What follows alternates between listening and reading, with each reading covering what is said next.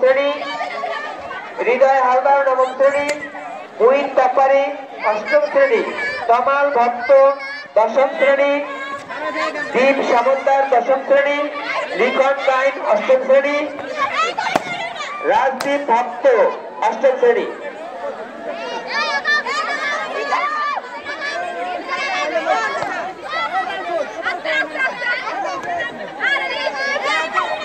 বিজয় মঞ্চের উত্তর পাশে দাঁড়াও, বিজয় মঞ্চের উত্তর পাশে দাঁড়াও,